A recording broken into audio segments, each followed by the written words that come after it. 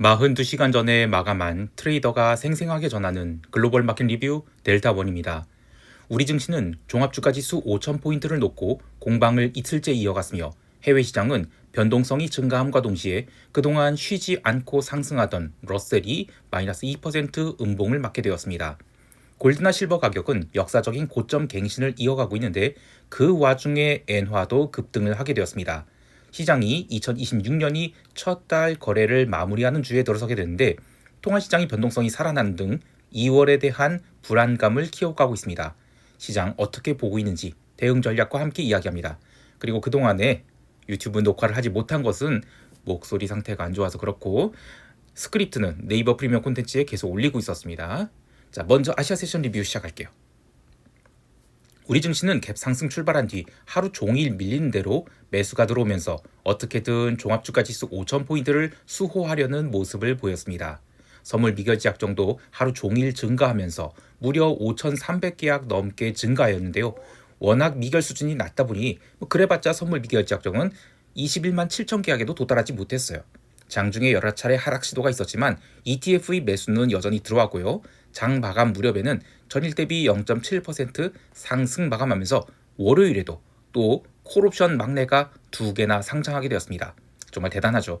이번 2월물 옵션 시장이 거래가 시작되고 콜옵션 막내가 대체 몇 개나 상장되었는지 생각하면 그저 놀랄 뿐입니다. 시장이 상승이 계속되는 것처럼 보이지만 걱정해야 할 부분이 조금씩 생기고 있습니다. 이번 주 화요일에 정말 간만에 선물이 5일선을 깬 채 출발을 했죠. 물론 그날 강력한 저가 매수가 유입되어 상승 마감하였고 이튿날 갭 상승하면서 숏돌이들을 확실히 죽여놓았지만 금요일에 또 한 번 장중 5일선 테스트를 여러 차례 하였는데 반기가 잦아지면 무언가 나온다고 지금 스트레스 지수가 늘어나고 있는 것은 사실입니다. 글로벌 증시 변동성은 조심스럽게 오르고 있는 상황에서 우리 증시 변동성인 V코스피 지수는 어제 32포인트대로 하락했지만 글로벌 변동성과 우리 증시 변동성은 그동안 완전히 다르게 놀고 있었죠. 우리 증시 변동성은 지수가 상승하는 추세에 함께 증가했어요. 그래서 지수가 더 이상 상승하지 못한다는 신호를 주기만 하면 변동성은 빠르게 내려갈 수밖에 없습니다. 그런 의미에서 해외 시장의 변동성 확대가 실현돼서 우리 증시 시가선에 악영향을 미치게 될 경우 당일에 한해서는 또 저가 매수가 들어와서 시장을 끌어올릴 가능성이 높다라고 보지만 점점 그 기간이 짧아질 경우 시장은 오전장에만 반등하고 이후에는 다시 밀린 등 힘이 빠질 가능성이 커질 수 있겠습니다. 또는 다른 형태의 눌림도 나올 수 있겠는데요. 이번 주 수요일에 있었던 갭 상승 후 고가권에서 버티는 그런 형태가 아니라 갭 상승 혹은 강보합 출발 후 의외의 음봉이 나올 수 있겠다라는 생각도 들어요. 또 하나 주 후반에 종합주가지수 5,000포인트를 장중에 터치하게 되면서 그동안에 연락을 하지 않던 지인들에게 그야말로 연락이 무더기로 쏟아졌어요. 자녀들 결혼 자금으로 갖고 있는 거 예금 이런 걸로 뭐라도 해봐야 되겠는데 어떻게 쓰면 좋겠느냐 등 평소에는 돈 같은 거 없다고 하던 사람들이 갑자기 어디서 몇 억씩 생겨났다고 투자 조언을 구하는 거예요. 제가 2024년 10월에 유튜브 채널을 통해서 말씀드렸지만 우리 증시가 그때 정말 싼 거 같아서 이건 진짜 사야 된다 라고 외쳤고 저도 꽤 많은 비중으로 주식을 그동안 6개월 동안 매수를 했는데 트럼프 집권 이후 영 성과가 좋지 않았죠. 기본적으로 반도체 비중이 낮았고 그 대신 현대모비스, LX 일렉트릭 이런 레거시 업종에 집중 투자를 한 데다가 옵션 해지까지 곁들이니까 2005년 말이 되도록 이익은 이익이었지만 반도체 몰빵이 벼면 시원찮았죠. 그런데 올해 들어서 갑작스럽게 해당 포트폴리오가 날아가고 있어요. 그래서 좀 기다린 보람을 느낀 터에 갑자기 이런 연락을 받게 되니 이거 경계경보 아닌가 싶기도 해요. 가기사 2026년이 된 지 한 달도 되지 않았는데 포트폴리오의 YTD가 미치긴 했죠. 자, 여하튼 다시 시황으로 돌아가서 올해 들어서는 우리 시장을 주도하는 쪽이 외국인이 현물 매매가 아닌 것은 분명해요. 오늘도 외국인들은 현물 시장에서 현대차를 5,400억 팔았습니다.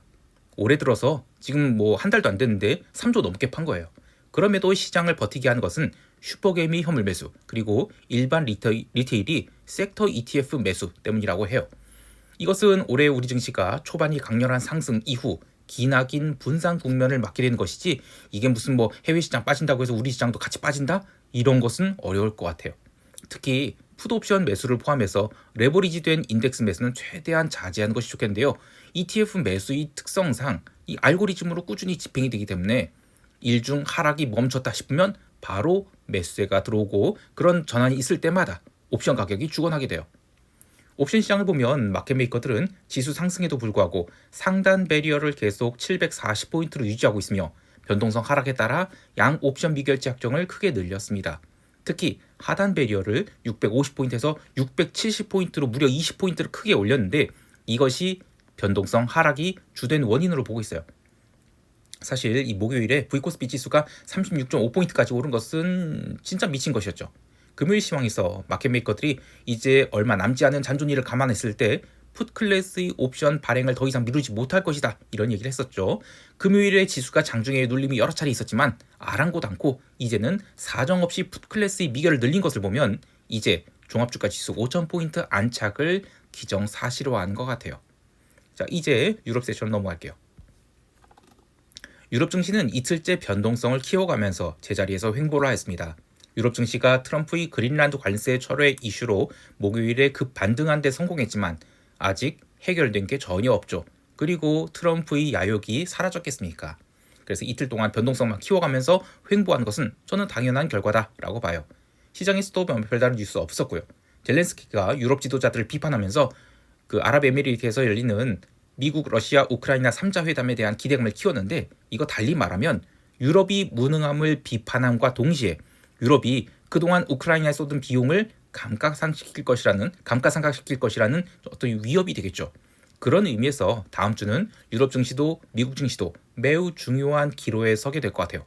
유럽 증시가 혹여 밀리기 시작한다. 그러면 YTD를 순식간에 까먹을 수 있다라고 봐요. 미국 증시도 주요 이평선에 가두어진 채 방향성을 못 잡고 있는데 지금 러셀 빼고는 YTD를 까먹느냐 마느냐의 굉장히 중요한 자리에 서 있죠. 올해 들어 제기된 새로운 리스크 요인들 중 아무것도 해결된 것이 없다는 것에 더해서 글로벌 위험 자산들도 작년 말과 마찬가지로 미국이나 유럽 등 선진 시장은 약하고 이머징이나 중소형 지수처럼 소외받았던 자산들이 강세를 보이고 있는 흐름이 이어지고 있다. 이게 핵심이에요. 채권 시장은 매우 좁은 구간에서 움직였지만 기본적으로 미국 국채는 상대적 강세를 보였고 유로존 채권은 약세를 보였습니다. 또한 채권 변동성 지수인 무브 인덱스는 56.25포인트로 소폭 하락하면서 연중 최저치에 바짝 다가갔어요.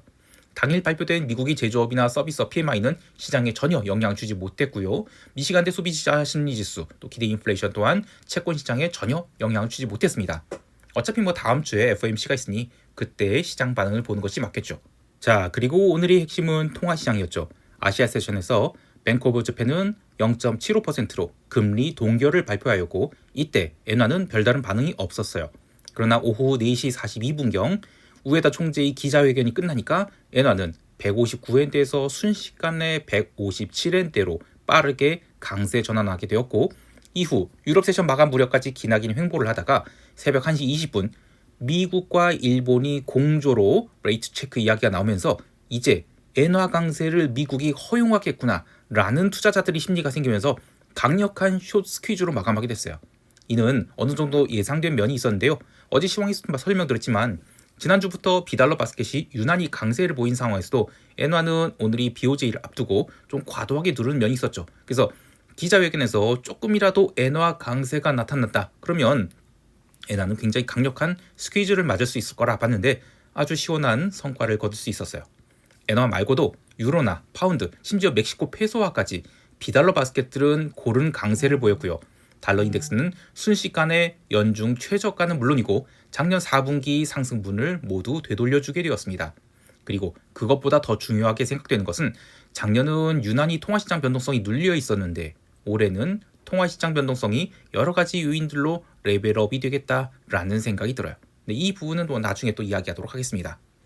자, 상품 시장에서는 골드와 실버의 초강세가 이어졌는데요. 드디어 실버는 103달러까지 상승하게 되었습니다. 100달러 넘기다니 놀랐습니다. 게다가 종가 고가로 스퀴즈가 나왔죠. 다음 주 화요일에 골드와 실버 옵션 만기가 있어요. 그런 상황에서 골드 변동성 지수인 GVG 인덱스는 6.7% 상승한 30.1포인트를 기록했는데 이게 연중 최고가는 물론이고 작년 10월에 있었던 변동성 고가권에 바짝 다가가게 됐어요. 골드와 실버의 콜옵션 가격이 미쳐 날뛰고 있지만 지금 변동성이 전혀 죽지 않고 있어요. 그러면 골드는 이달 말에 기어코 5,000달러를 넘기고야 말겠다라는 의지가 보이는 거죠. 이건 종합주가 지수 아니고 말이죠. 자, 구리도 만만치 않게 상승했습니다. LME에서 톤당 13,000달러 넘겼는데요. 목요일에는 상하이 구리 재고가 증가했다는 소식에 이번 주 내내 하락한 것을 끝까지 밀어내리려는 그런 흐름이 있었어요. 그런데 금요일에 아주 기적적인 반전을 하게 되었죠. 기름도 아시아 세션과 유럽 세션에서 내내 상승하면서 주봉을 양봉으로 마감시키는 아주 깔끔한 상승이 있었는데요.